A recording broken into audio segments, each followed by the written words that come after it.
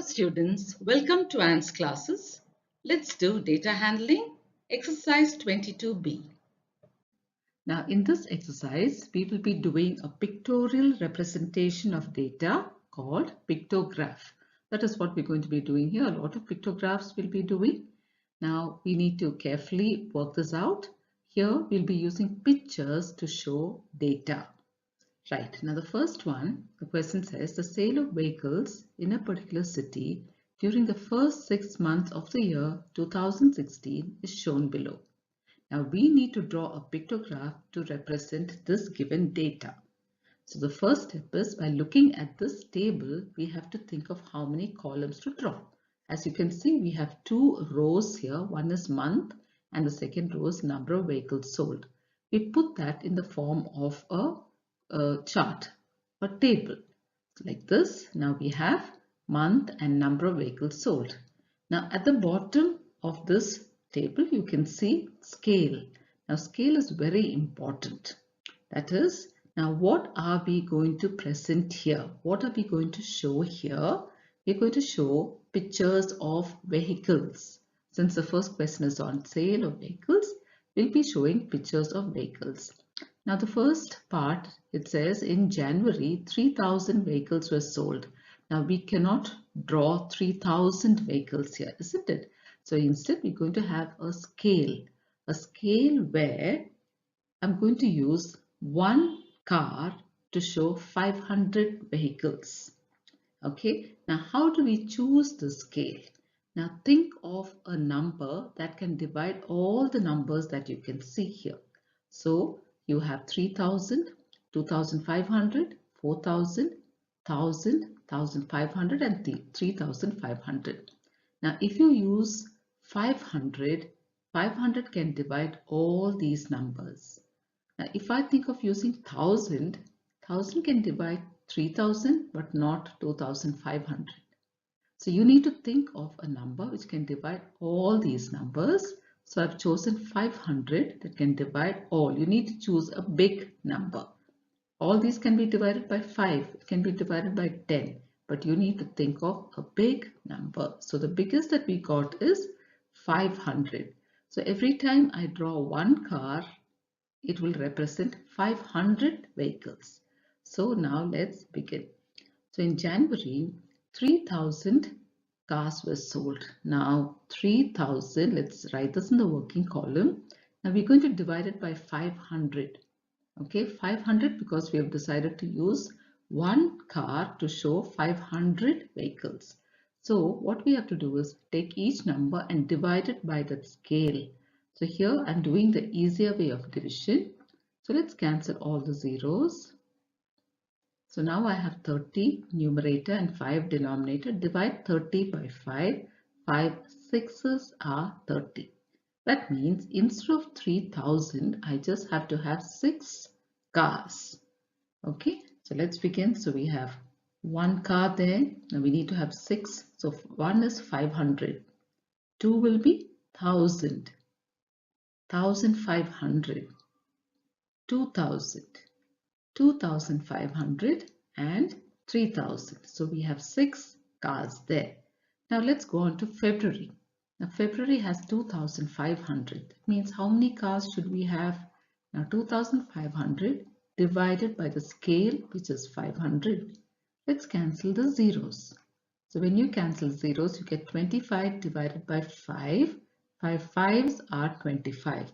So we have to draw 5 vehicles here, 5 cars for the month of February, each one representing 500 vehicles.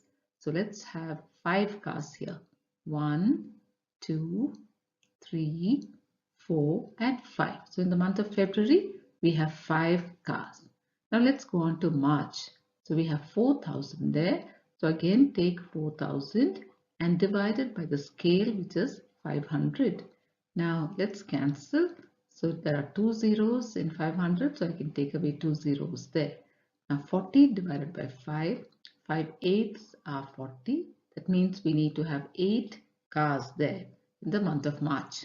1, 2, 3, 4, 5, 6, 7 and 8. So we have 8 cars for the month of March, which will show 4,000 vehicles. Now April has 1,000. So let's divide 1,000 by 500. So where are we getting this 500 from? From the scale which is there at the bottom of this table. So cancel 2 zeros. So 10 divided by 5. 5 twos are 10. That means in the month of April we need to show only 2 cars. So 1 and 2. Now we'll go on to May. In the month of May there are 1,500 vehicles sold. So now let's write 1,500 divided by 500. So cancel the 2 zeros. Now we have 15 divided by 5. 5 threes are 15. So the month of May, we need to show 3 cars. 1, 2 and 3. Now in June, the table says it's 3,500. So let's take 3,500 and divide it by 500. Now cancel the 2 zeros. Divide 35 by 5. 5 sevens are 35. So we should show 7 vehicles. 1, 2, 3, 4, 5, 6 and 7. So we have shown all the vehicles according to the question given. So this is a pictograph. We have used pictures to represent data, and something that's very important is your scale, because everything depends on the scale. Let's go on to question 2. Question 2. The following pictograph shows the number of cars sold by 4 dealers A, B, C and D in the city. So this is already given to us this time. These are all the vehicles sold by dealers, and the scale is also given to us. That means one car. Okay, so this is just one. One car is equal to 50 cars.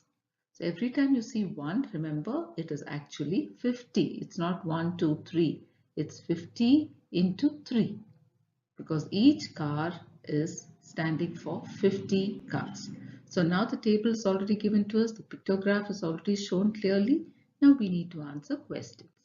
Using the pictograph drawn above, answer the following. How many more cars has dealer A sold as compared to dealer D? That means first we need to find out how many cars dealer A sold. Okay, so now let's count how many cars. 1, 2, 3, 4, 5, 6. Now there are 6 cars here, and each car represents 50 cars. So that means we need to do 6 into 50. That will give us the actual number of cars. Now 6 fives are 30, and then you add a 0. That means dealer A sold 300 cars. Dealer A. Now they're asking us to compare it to dealer D. So let's go to D and count 1, 2, 3, 4. So that is 4 into 50. 4 cars we can see here, and each car stands for 50 cars. So 4 into 50, 4 fives are 20, and then add the 0. So dealer D sold 200 cars. Now the question is, how many more cars has dealer A sold? Now dealer A sold more than D, isn't it? You can see. How many more is the question. So how do we find that? By subtracting 300 minus 200. So the answer is 100. So dealer A sold 100 cars more than dealer D. Next question. What is the total number of cars sold by all the dealers? Okay, so we have to find out how many cars were sold by each one and then add up all. We already know dealer A sold 300 cars. Now let's see dealer B. So 1, 2, 3, 4 and 5 cars. That is 5 into 50. Each one is a symbol. Each car is a symbol of 50 cars. It's standing for 50. So 5 into 50. 5 fives are 25 and 0. So we have 250 cars. Now let's go on to dealer C. 1, 2, 3, 4, 5, 6, 7, 8. So that is 8 into 50. 8 fives are 40 and carry the other 0 also, 400 cars. So now we know how many cars each dealer sold. So our second question is, what is the total number of cars sold by all the dealers? So we have to add 300 plus 250 plus 400 plus 200. We have to add this up and see. So let's add 300 plus 250. 300 plus 250 plus 400 plus 200. So we have to add up these. Let's add this up and see. So here we get 0. Here we only have 5. Now 3 plus 2 is 5. 5 plus 4 is 9. 9 plus 2 is 11. So we've got 1150. Now this is the total number of cars sold by all the dealers. So this is our second answer. Question 3. The following pictograph shows the number of watches manufactured by a factory in a particular week, and the scale is also given to us. So we have this pictograph. The first column is days, second column is number of watches manufactured. Now the scale tells us each symbol of a watch stands for 100 watches. So when you see one symbol, remember it stands for 100 watches. Now, based on this pictograph, let's answer a few questions. Question 1. On which day were the least number of watches manufactured? Just by looking at the pictograph, you can see that it is on Friday. The least number of watches were manufactured on Friday. So that is our answer to the first question. Question 2. Total number of watches manufactured in the whole week we need to find out. And remember, here each one stands for 100 watches, each symbol. So now what we can do is we can count totally how many watches are there. That is one way of doing. Another way is you can check for each day how many watches were there and add it all up. So let's try this different method now here, where we count totally all the number of watches. So 1, 2, 3, 4, 5, 6, 7, 8. So on Monday, there are 8 symbols. Tuesday, 1, 2, 3, 4, 5, 6, 7, 8, 9, 10, and we have a half there. So that is 10 and a half symbols. 1, 2, 3, 4, 5 and a half. So 5 and a half. 1, 2, 3, 4, 5, 6. On Thursday it is 6. On Friday 1, 2, 3, 4, 5, 5. And on Saturday 1, 2, 3, 4, 5, 6, 7 and a half. 7 and a half. So now what we can do is we can count these numbers that we have written here. So we can count 8 plus 10 and a half that way. So 8, then we'll write 10 and a half, then we have 5 and a half, then we have 6, 5 and 7 and a half. Okay, now let's count the halves here. Now half plus half will give us 1. 1 plus half is 1 and a half. So I'll put this 1 and a half and I'll carry 1 and leave the half here. 1 plus 8 is 9.